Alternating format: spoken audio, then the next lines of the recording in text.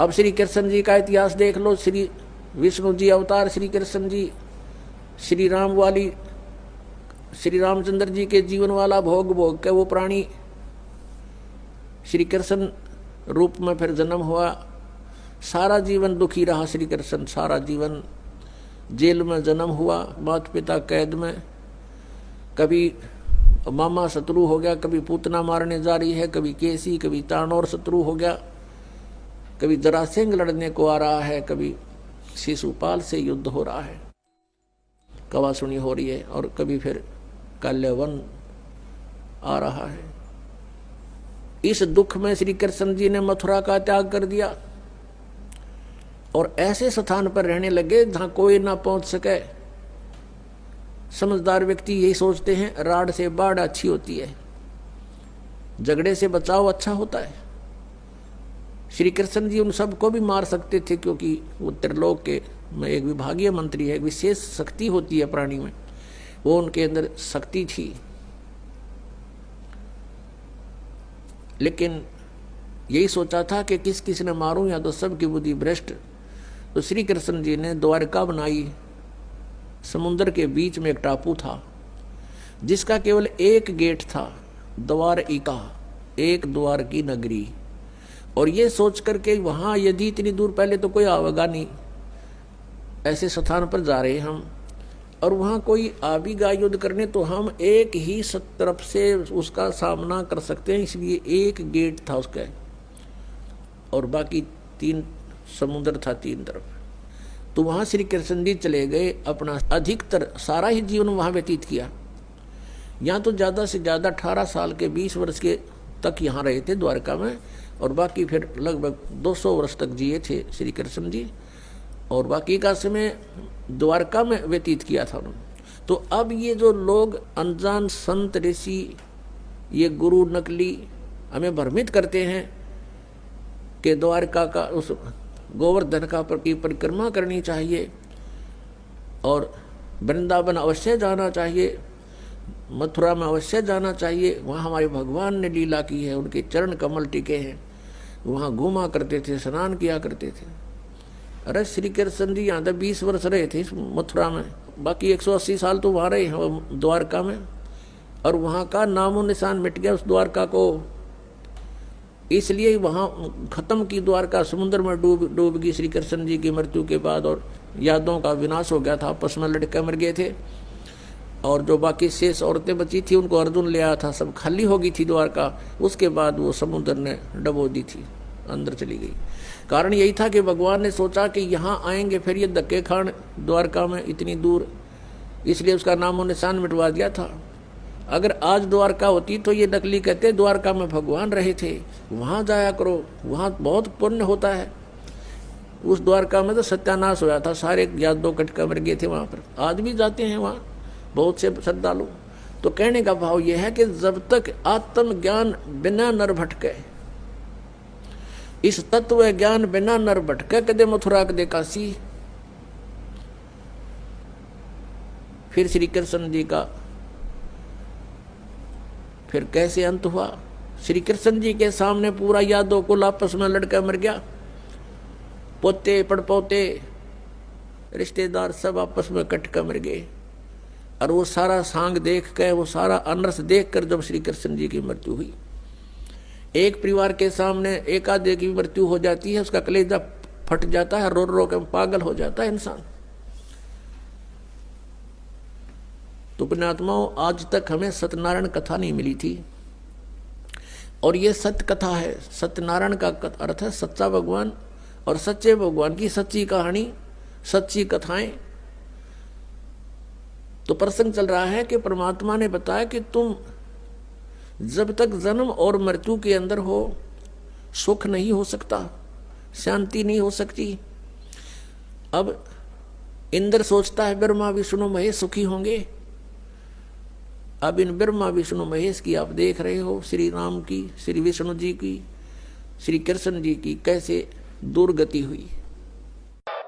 अब पुण्यात्माओं, हम सुना करते थे श्री कृष्ण जी ने पर्वत उठा लिया था, गिरिराज यानी गोवर्धन पर्वत को उठा लिया था हाथ पर, उंगली पर ऐसे। पहले तो ये विचार करो, उन्होंने वो पर्वत उठाया किस उद्देश्य से था? उन्होंने इस उद्देश्य से उठाया था कि वहां इन देवताओं की पूजा हुआ करती,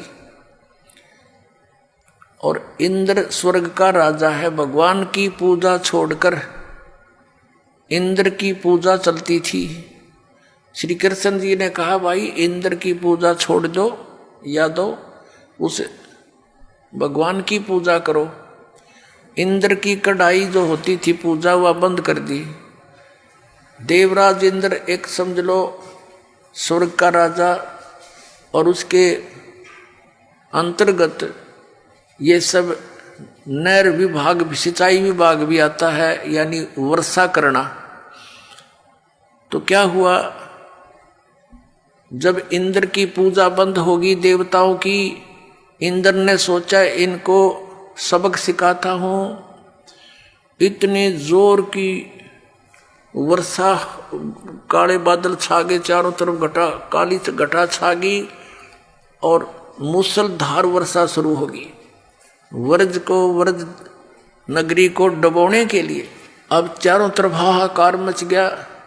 गौवें भी रंभाने लगी, ग्वाल बाल, क्योंकि गोवर्धन वो पर्वत जो था वहां पर गौवें चरा करती थी, वर्षा होती थी, घास होता था, और उन दूध दाद बेच कर ये काम चलाया करते थे अपना।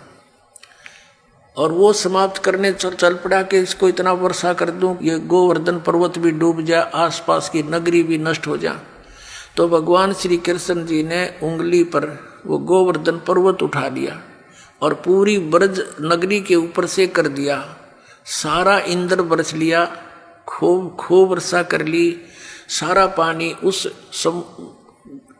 गोवर्धन पर्वत के ऊपर ऐसे शौक हो गया, उसमें ऐसे मिल गया जैसे ब्लोटिंग पेपर शाही ने चूस लिया करे। आखिर में थक गया इंद्र, आके पैर पकड़ दिए कि मुझे क्षमा कर दो। कहने लगे चला जा, तेरे को कर दिया क्षमा, और खबरदार आज के बाद तूने अपनी पूजा के लिए व्रजवासियों को कंपेल किया। तो फिर वो गोवर्धन यथा स्थान पर रख दिया। अब पुण्यात्माओं जी, जो गुरु लोग हमें ये शिक्षा देते थे और ये कथा सुनाते थे, श्री कृष्ण जी ने गोवर्धन उठाया, और फिर वो इन्हों कहते थे देवी देवताओं की पूजा करो, श्राद्ध निकालो। अरे भले आदमी हो, श्री कृष्ण जी ने तो देवताओं की पूजा छुटवाई थी, तुम दर्द कर रहे हो, उनके विपरीत ज्ञान दे रहे हो, गुण गा रहे हो श्री कृष्ण के, और तुम इसको भगवान बता रहे हो। परमात्मा कहा करते थे कि केवल एक इस लीला से ही तुमने उसको भगवान मान लिया। ये तुम्हारी ना समझी है, बालक बुद्धि है कि ये कंप्लीट गॉड मान लिया तुमने, गोवर्धन उठा लिया। था क्या बताते हैं परमात्मा, कहते हैं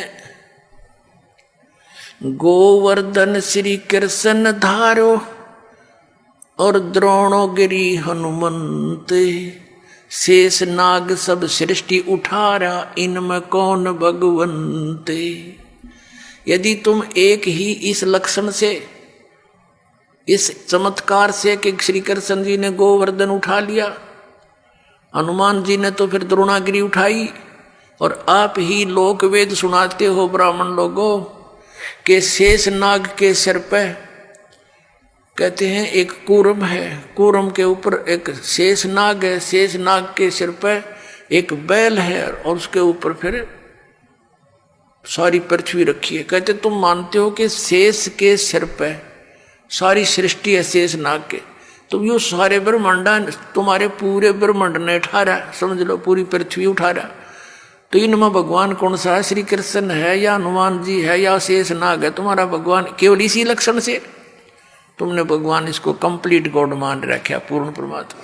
फिर क्या बताया, कहते हैं समुद्र पाट लंका गयो, सीता का भरतारे, अगस्त ऋषि ने ये सातों पी लिए, इनमें कौन करता रे।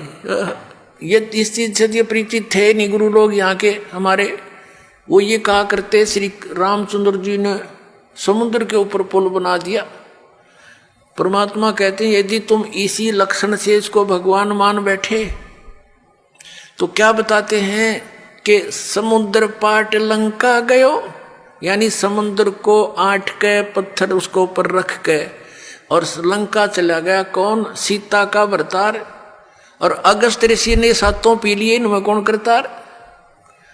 एक अगस्त नाम के ऋषि थे, उन्होंने किसी कारणवश किसी अपनी जिद के ऊपर अहंकारवश समझो वो सातों समुद्रों को एक घूंट में पी लिया था, ऐसे चुल्लू उठाकर ऐसे पी लिया था। सब समुद्र खाली हो गया था, अकेली पृथ्वी रह गई थी।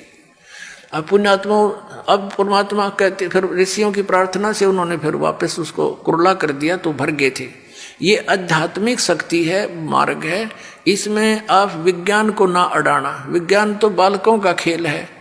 ये जहाज बना लिए, इससे मांडी पाक ये कंप्यूटर बना लिए हैं, परमाणु बम बना लिए, और 2 साल वर्षा ना करे भगवान, ये दरे दराए रह जाता रही साइंस किधर ढूंढे नहीं पाओ। जर लगे खड़े खड़े इन जहाजों के ऊपर कुछ बैठनिया नहीं पाओ।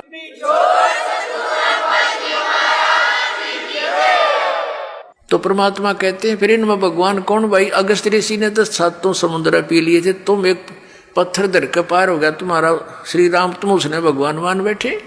लेकिन तुमने पता नहीं वो पत्थर भी कैसे तरे थे, उसको तो मानने को तैयार ही नहीं। पर परमात्मा ने ये तरीका अपनाया हमारे अज्ञान को हटाने के लिए। श्री रामायण के अंदर एक कथा आती है कि जिस समय श्री रामचंद्र और पूरी सेना एक नाग फांस में आ गई थी, एक सिद्धि से लड़ाई होती थी, तो एक ऋषि ने उसने एक नाग फांस यंत्र होता, वो था हथियार, तो उसके अंदर एक सिद्धि होती है, वो अनेकों नाग बन जाते हैं, उसमें से निरे सांप निकले। और उन्होंने सारी सेना को जो लड़ने को तैयार हो रही थी, ज्यों की त्यों लपेटे ला के बांध दी, जैसे रस्से तो बांध दिया करे।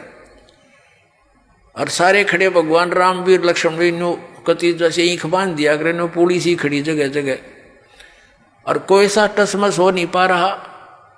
अब 2 मिनट पाछा उसकी गर्दन काट देते सारे, सबको खड़े खड़े आओ तो विवश हो चुके थे।